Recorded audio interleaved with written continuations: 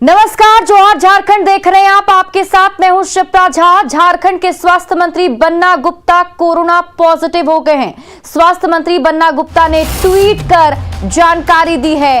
स्वास्थ्य मंत्री corona positive हो गए हैं। उन्होंने ट्वीट कर बताया है कि जिम्मेदारियों का निर्वहन करते हुए एक बार फिर मैं कोरोना पॉजिटिव हो गया हूं।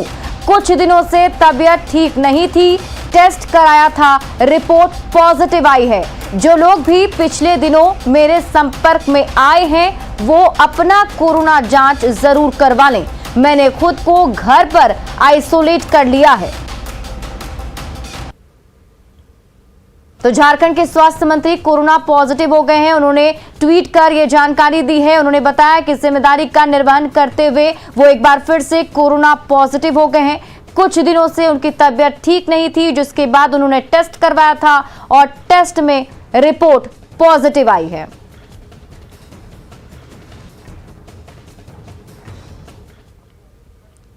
गिरिडीह में कुएं में डूबने से 2 बिरहोर युवकों की मौत हो गई। दोनों बीते 2 दिनों से लापता थे।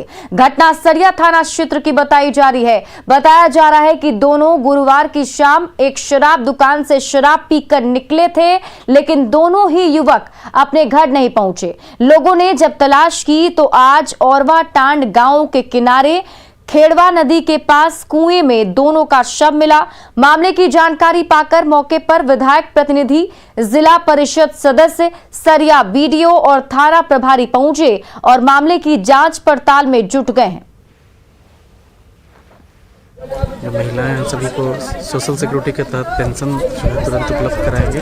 पहले से ही पेंशन है तो ठीक है, नहीं तो नई पेंशन के तहत तुरंत उपलब्ध कराएंगे। और भी सोशल सिक्योरिटी के तहत जो इन लोग को 20-20 हज़ार रुपये का जो लाभ है जो है वो दिलवाएंगे। धनबाद में बीजेपी कार्यकर्ताओं द्वारा एक मानसिक रूप से बीमार युवक की पिटाई करने के मामले में पुलिस ने एक बीजेपी कार्यकर्ता को मेडिकल जांच के बाद जेल भेज दिया है। वहीं पुलिस 3 अन्य को हिरासत में लेकर पूछताछ कर रही है।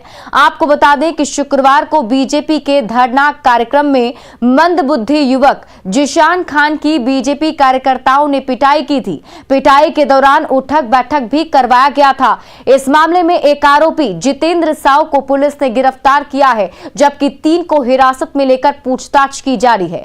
आज जितेंद्र साव को मेडिकल जांच के बाद जेल भेज दिया गया। घटना का वीडियो वायरल होने के बाद सीएम हेमंत सोरेन ने मामले को गंभीरता से लेते हुए जिला प्रशासन को ट्वीट कर कार्रवाई के आदेश दिए थे। सीएम के आदेश के बाद डीसी संदीप कुमार के आदेश पर 5 नामजद और 10 अज्ञात लोगों के खिलाफ सदर थाना में प्राथमिकी दर्ज करवाई गई थी।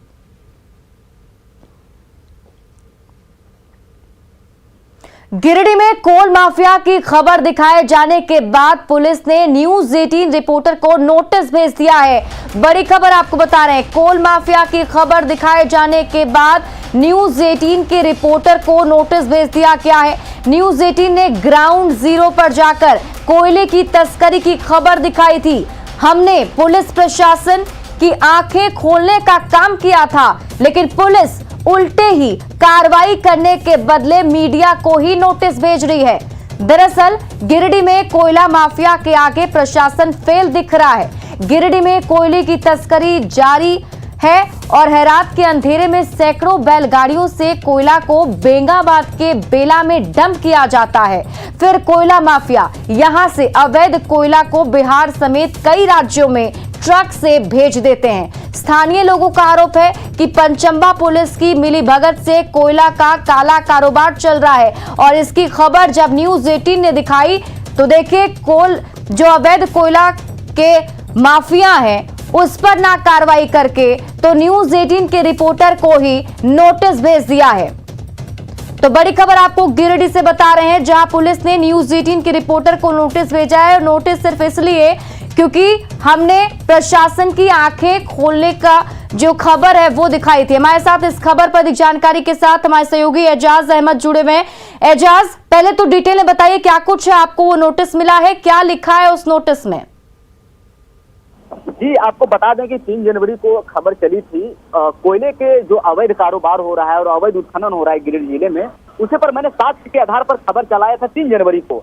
और इसी खबर में जो आरोप लगाए थे अवैध कोयला व्यापारियों ने, उन्हीं पर स्पष्टीकरण के लिए मैंने कई बार एसपी सर को कॉल किया, लेकिन उनके तरफ से कोई जवाब नहीं आया। उसके बाद खबर चली, जिसके बाद फिर कल मेरे को नोटिस भेज दिया गया है पचम्बा थाना और बेंगाबाद थाना के द्वारा, और जिसमें कुछ सवाल किए गए हैं कि उनमें से जो मुख्य सवाल है उसका कहना ये है कि आप ये बताएं कि किस आधार पे आपका कहना है कि 200 रुपए पुलिस लेती है, और जबकि ये जो आधार बताया गया है वो खुद कैमरे के सामने वो अवैध कोयला व्यापारी इस बात को कबूल कर रहे हैं कि पुलिस, पचम्बा पुलिस 200 रुपए लेती है हर गाड़ी पर। उसके बाद बेंगाबाद पुलिस भी लेती है, और यही बात को मैंने हूबहू चलाया है, जिसके बाद पुलिस बिल्कुल एजाज, और वो साफ तौर पर दिखता है। हर रोज ऐसी तस्वीरें आती हैं, हर रोज ऐसी खबर आती है, यहाँ तक कि वहाँ के ग्रामीण ये चीज बोलते नजर आते हैं, और तब जाकर पुलिस को जब उन पर कार्रवाई करनी चाहिए तो उल्टे मीडिया पर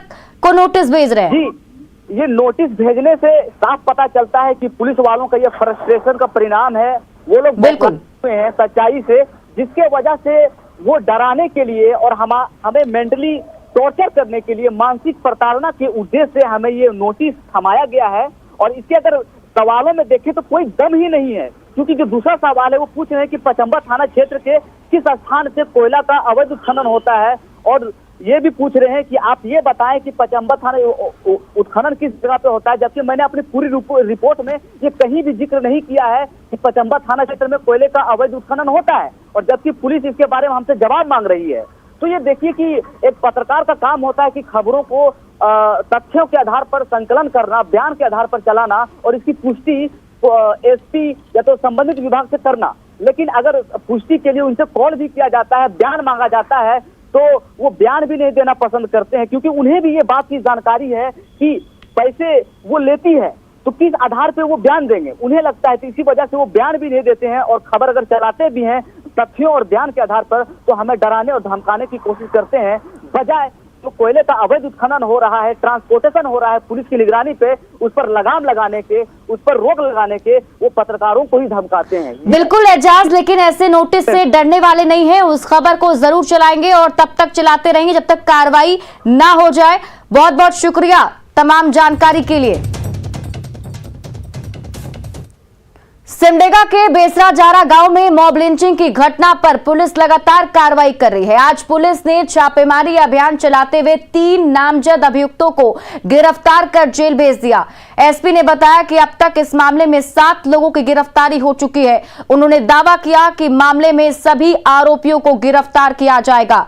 गिरफ्तार आरोपियों के नाम सुरसेन मुंडू, सूरत डोंगा और लाबान डांग है। मामले में अभी 6 आरोपी फरार चल रहे हैं। आज तीनों की गिरफ्तारी के दौरान गांव की महिलाओं ने विरोध भी जताया।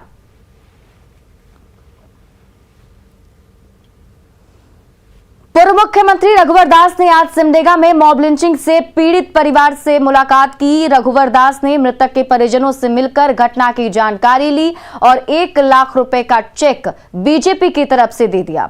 रघुवर दास सिमडेगा के बेसरा जारा पहुंचे। उन्होंने यहां मॉब लिंचिंग घटना में मृतक संजू प्रधान के परिजनों से मिलकर घटना की जानकारी ली। रघुवर दास ने कहा कि बेसरा जारा में संजीव प्रधान को जिंदा जलाकर मारने की घटना पाशविक है। उन्होंने आरोप लगाया कि अबुआ झारखंड में बबुआ मुख्यमंत्री के राज में सबसे अधिक अत्याचार आदिवासी और दलितों पर हो रहा है।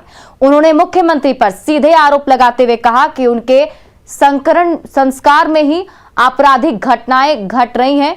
पूर्व मुख्यमंत्री ने कहा कि हेमंत सरकार के 2 वर्ष के कार्यकाल में मॉब लिंचिंग की 11 घटनाएं घटी हैं, 6 लोगों की हत्या हुई है। प्लानिंग के तहत जिस तरह उसे घर से खींच के ले जाना, पत्नी गिड़गिड़ाता रहा पैर पकड़ के, पुलिस प्रशासन और सैकड़ों उपद्रवियों के सामने जिंदा जला देना, ये हत्या नहीं बल्कि पाशविक अत्याचार है। और ये राज्य जब से माननीय मुख्यमंत्री हेमंत सोरेन जी बने, अबुआ राज जल जंगल जमीन के नाम पर गरीब आदिवासियों से वोट जरूर लिया, और 2 वर्ष के अबुआ राज में बबुआ मुख्यमंत्री के काल में सबसे ज़्यादा अत्याचार आदिवासी समाज और दलित समाज पर हो रहा है।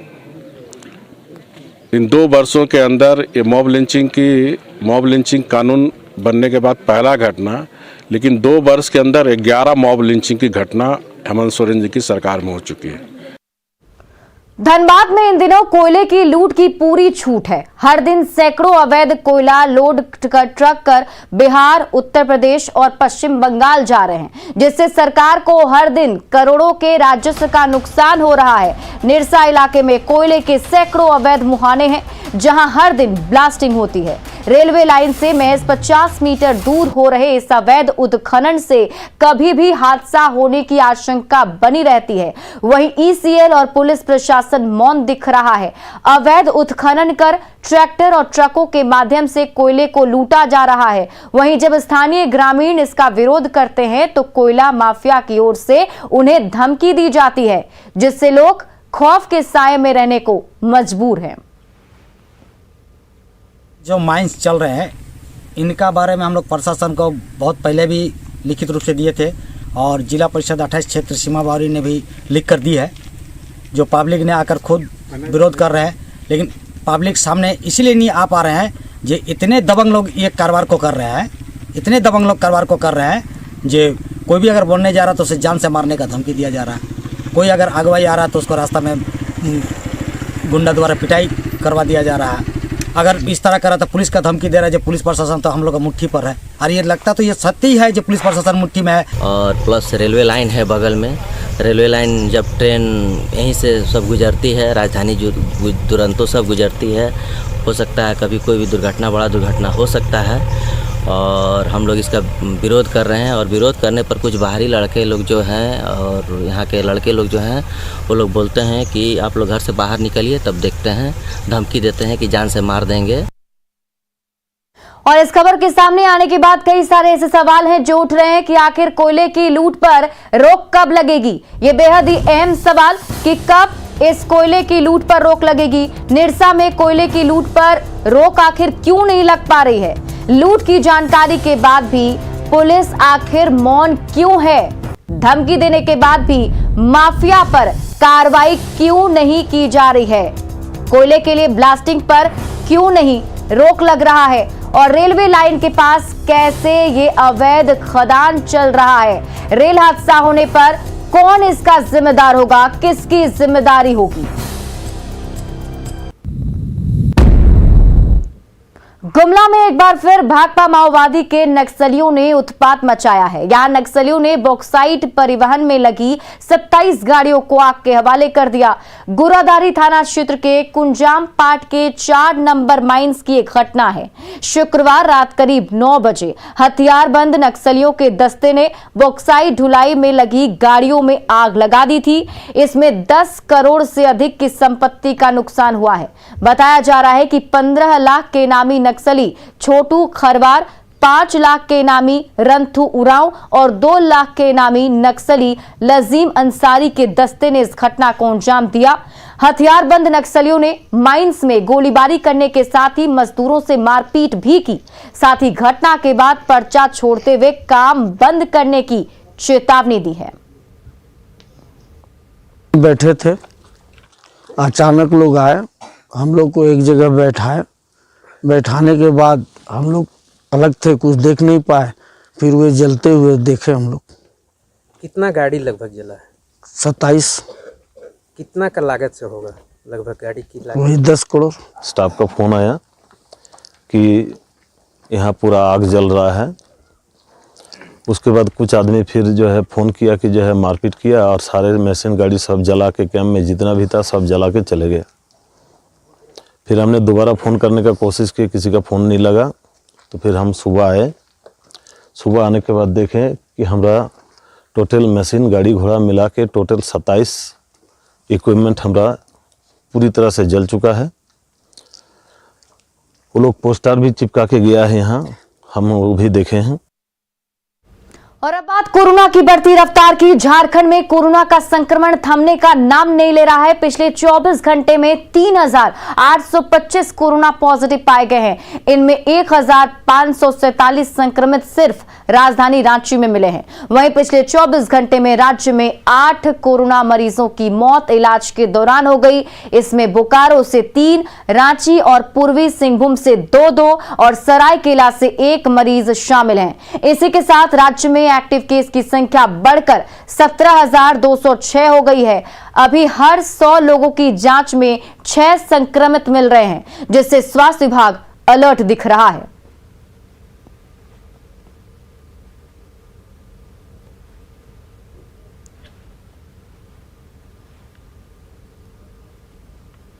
इधर गोड्डा में कोरोना की रफ्तार को देखते हुए बच्चों के लिए खास तैयारी की गई है। सदर अस्पताल में 15 बेड खास तौर पर बच्चों के लिए तैयार किए गए हैं। ऑक्सीजन की कमी ना हो, इसके लिए ऑक्सीजन प्लांट और कंसंट्रेटर भी लगाया गया है। जायजा लिया संवाददाता गौरव झा ने। समेत गोड्डा में भी कोरोना के केसेस लगातार बढ़ते जा रहे हैं। लगातार 30 से 35 मरीज हर रोज जिले में मिल रहे हैं और उसको लेकर अब स्वास्थ्य विभाग भी अलर्ट हो चुकी है। बताया जा रहा है कि इस बार का जो कोरोना है, मतलब कोरोना का जो तीसरा वेव है, वो बच्चों पर ज़्यादा प्रभाव करेगा और उसको लेकर भी स्वास्थ्य विभाग ने तैयारी पूरी कर ली है। इस वक्त हम गोड्डा के सदर अस्पताल में हैं और वहाँ की तस्वीरें हम आपको दिखाना चाहते हैं कि किस तरीके से बैरिकेडिंग के माध्यम से 2 पार्ट में सदर अस्पताल को बांट दिया गया है। एक ये पार्ट जहाँ पर कि बच्चों का इलाज होगा, बच्चे ऐसे मरीज, ऐसे बच्चे जो कोरोना से प्रभावित होंगे उनका इलाज होगा, और दूसरी ओर जो है आम जो पब्लिक है, आम जो मरीज हैं, उनका इलाज होता है। हम अंदर चलकर आपको वो तमाम व्यवस्थाएं दिखाते हैं कि किस तरीके से चाइल्ड वार्ड को तैयार किया गया है। गोड्डा के सिविल सर्जन ने बताया है कि जो तमाम पुख्ते इंतजाम होने चाहिए थे वो कर लिए गए हैं। करीबन 15 बेड बच्चों के लिए स्पेशल तैयार यहाँ पर किया गया है और उन 15 बेडों के अलावे अगर बच्चों की और ज़रूरत बढ़ती है बेडों को लेकर या ऑक्सीजन कंसंट्रेटर को लेकर, ऑक्सीजन प्लांट को लेकर, वो तमाम चीज़ें बढ़ाई जाएगी। इन्होंने बताया कि ऑक्सीजन प्लांट नियमित रूप से जो है वो बेहतर काम कर रहा है और किसी भी तरीके की जो परेशानी है वो इस वेव यहाँ पर नहीं होने वाली है। पूरी तैयारी जो है वो कर ली जा चुकी है। गौरव झा, न्यूज़ 18 गोड्डा। हमारी तैयारी बच्चों से संबंधित भी अच्छी है और एडल्ट से संबंधित भी है। थर्ड वेव की पूरी तैयारी हमने पहले भी आपको कई बार बाइट में कहा है, मीडिया ब्रीफिंग में भी कहा है कि हमारी तैयारियां अपने स्तर से जो एक ह्यूमन बीइंग कर सकता है हम लोग। रांची में कोरोना को लेकर झारखंड सरकार ने तमाम गाइडलाइन जारी की है, लेकिन बसों में गाइडलाइन का पालन नहीं हो रहा है। रांची के सभी बस स्टैंड से लोग बिना मास्क के ही यात्रा कर रहे हैं। यहां तक कि कंडक्टर और बस के स्टाफ भी लापरवाही बरत रहे हैं। ऐसे में सोशल डिस्टेंसिंग की बात तो बेमानी दिख रही है। इस वक्त हम मौजूद है रांची के बूटी मोड़ में। बूटी मोड़ की बात की जाए तो इसे रांची का मेन एंट्रेंस माना जाता है। बस स्टैंड से जितनी भी बसें खुलती है वो बूटी मोड़ होकर के गुजरती है। ऐसे में इस वक्त हम यहाँ पहुँचे हैं और देखते हैं कि यहाँ पे बसों की हालात क्या है। यात्रियों ने मास्क लगाया हुआ है कि नहीं, या सोशल डिस्टेंसिंग का यहाँ पे पालन हो रहा है कि नहीं। ऐसे में यहाँ पे कई चेहरे हमें नजर आ रहे हैं जिनके चेहरे से मास्क गायब है। जी, आपने मास्क नहीं लगाया हुआ है? नहीं लगाएंगे। तो फिर मास्क क्यों नहीं लगाए हैं? लगाएंगे। तो मास्क नहीं है, आपने मफलर से ही चेहरा कवर कर लिया है। जी, और भी कई लोग हैं ऐसे। आपने मास्क नहीं लगाया है, मफलर से ही चेहरा ढक लिया। नहीं मैडम, मतलब आप जैकेट से ही चेहरा ढकेंगे, मास्क नहीं लगाएंगे? गमछी सर। तो मास्क ले लेते ना फिर? ले लेंगे। कहाँ जा रहे हैं? जी, कहाँ जा रहे हैं? बगल में जाएंगे। कहाँ? नवादा। नवादा जा रहे हैं। नवादा तक कैसे ही जाएंगे बिना मास्क के? ले लेंगे, रास्ता में ले लेंगे। रास्ते में ले लेंगे। तो इस तरह से जो लोग हैं वो लापरवाही बरत रहे हैं। यहाँ से रांची से नवादा जा रहे हैं लेकिन फिर भी ये मास्क नहीं लगा रहे। और ऐसे में जो स्वास्थ्य कर्मी जो है वो भी हमें यहाँ पे मौजूद नहीं आते, ना बस स्टैंड में थे ना यहाँ पे है। तो ये एक भारी गंभीर सवाल भी खड़ा करता है कि जिस तरह एक तरफ जो है कोरोना के मामले लगातार बढ़ रहे हैं, लेकिन दूसरी तरफ स्वास्थ्य विभाग के द्वारा भी इसे लेकर के कोई खास कदम नहीं उठाया जा रहा है। साफ तौर पर लोगों की भी लापरवाही यहाँ पे हम देख सकते हैं। सहयोगी अमित के साथ कोमल बहल, न्यूज़ 18 रांची। रामगढ़ में 15 से 18 वर्ष के किशोरों का कोविड टीकाकरण जारी है। इसके तहत अब सीधे स्कूल कैंपस में जाकर टीकाकरण पर जोर दिया जा रहा है। डीएवी बड़का काना में टीकाकरण को लेकर किशोरों में खासा उत्साह दिखा। साथ ही अब वे सुरक्षित पढ़ाई लिखाई को लेकर भी आश्वस्त दिखे। रामगढ़ में अब तक 7,968 किशोरों का टीकाकरण हो चुका है। वहीं सिविल सर्जन ने कहा कि 15 जनवरी तक हर स्कूल में जाकर इसी तरह से टीकाकरण केंद्र लगाकर टीका दिया जाएगा। सभी अभिभावकों से आग्रह है कि अपने उन सभी बच्चों को जो 15 वर्ष से 18 वर्ष तक के आयु में आते हैं, अपने बच्चों को वैक्सीनेशन ज़रूर लगाएं। वैक्सीनेशन का सबसे बड़ा फ़ायदा है, यदि हम वैक्सीनेटेड होते हैं तो हमारे ऊपर किसी भी बीमारी का असर यदि हमें होता भी है तो असर कम होता है और हमारे बच्चे स्वस्थ होके हमारे साथ कक्षाओं में पुनः लौट पाएंगे। हूँ रामगढ़ के बड़का काना डीएवी में। आप हमारे पीछे देख सकते हैं 15 से 18 साल के बच्चे कोविड का वैक्सीन लेने आए हैं। कैमरे के माध्यम से देख सकते हैं, दूर दूर तक अपने बारी के इंतज़ार में बैठे हैं। वैक्सीनेशन शुरू हो गया है, आप देख सकते हैं यहाँ पर, और इनमें काफ़ी उत्साह है। ऐसे में हम कुछ बच्चों से बात कराते हैं कि वैक्सीन को लेकर किस तरह का उनके मन में चल रहा है। बताइए, किस तरह का आपको रिएक्शन है? हम लोग बहुत दिन से इंतज़ार कर रहे थे कि हम लोग का वैक्सीन का डेट आए, पर अभी तक आ नहीं रहा था। पर आज हम लोग 15 से 18 साल के बच्चे आज वैक्सीनेशन लेने के लिए तैयार हैं। तो आपने सुना है वैक्सीन लेने के लिए पूरी तरह से तैयार हैं। आप बताइए, आपकी क्या प्रतिक्रिया है? प्रतिक्रिया यही है कि अभी हम लोगों को स्कूल बुलाया गया है और काफ़ी इस दिन का अच्छे से इंतज़ार था हम लोगों को कि हमारे एज ग्रुप के बच्चों को वैक्सीनेशन कब पड़े, और पड़ रहा है तो फिर सेफ रहेंगे। तो इस दिन का इन्हें काफ़ी दिनों से इंतज़ार था कि वैक्सीन लेने के बाद ये सुरक्षित हो जाएंगे। आपकी क्या प्रतिक्रिया है? वैक्सीन लेने के बाद हमारी शिक्षा रेगुलर वे में चलती रहेगी जैसे पहले चल रही थी, और हमारा सिलेबस भी लैक ना करे। तो इनका सिलेबस भी लैक नहीं होगा और इनकी शिक्षा अच्छे तरीके से चलेगी। एक बच्ची से बात कराते हैं, कैसा डर लग रहा है क्या? नहीं, डर नहीं लग रहा है, बहुत ही सुरक्षित महसूस कर रहे हैं। वैक्सीन लेकर के हम लोग बहुत सेफ हो गए हैं और कहीं पे भी अगर हम लोग को वैक्सीनेशन सर्टिफिकेट दिखाना हो या कुछ भी आगे के लिए, हम लोग बहुत सुरक्षित महसूस कर रहे हैं। तो आपने सुना, बच्चों में उत्साह है, डर नहीं है। ये चाहते हैं कि जल्द से जल्द सभी बच्चों का वैक्सीनेशन हो गया है। जावेद खान, न्यूज़ 18 रामगढ़। और फिलहाल इस बुलेटिन में अभी के लिए बस इतना ही, लेकिन न्यूज़ 18 बिहार झारखंड पर खबरों का सिलसिला लगातार जारी है।